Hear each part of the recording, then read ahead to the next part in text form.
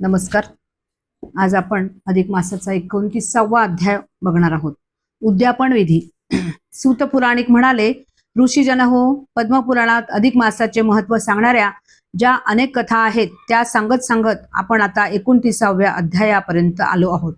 या अध्यायाचा श्री लक्ष्मीनारायण संवादाचा विषय आहे व्रताचा उद्यापन विधी. लक्ष्मीने विचारलेल्या प्रश्नाचं उत्तर देताना विष्णू भगवान तिला अधिक मास व्रताचं उद्यापन विधी समजावून सांगतात. तो काय आहे, तो काय आणि कसा ते आता ऐका. या अधिक मासाचे व्रत मग ते 1 महिन्याचं असो, 2 किंवा 3 रात्रीचं असो किंवा अगदी 1 दिवसाचं असो, व्रत उद्यापनाच्या दिवशी देवासमोरची किंवा सोयीस्कर जागा जिथं पूजा करायची असेल तिथं रांगोळी, पान, फूल, हार, माळा, कर्दळीचे खांब इत्यादी लावून सुशोभित करावी. चौरंग मांडावा, त्यावर तांदूळ पसरून त्यावर कलश मांडावा.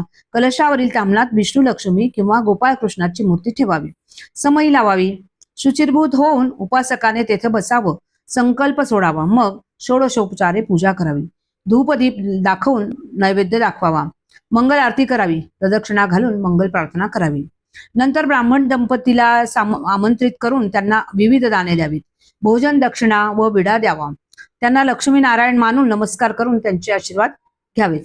तेव्हा लक्ष्मीने मध्येच एक प्रश्न विचारला, हे प्रभू, माणसं ही आपापल्या ताकदीनुसार पटेल, रुचेल, मानवेल, झेपेल ते व्रत किंवा नियम करणार, तर त्यांनी काय करावं?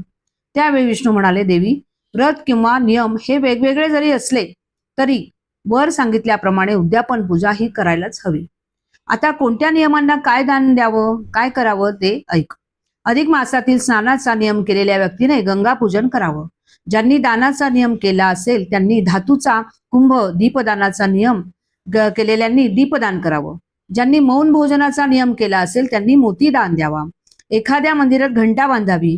पुराण श्रवण करणाऱ्यांनी पुराण सांगणाऱ्या पुराणिकाची व्यास समजून पूजा करावी.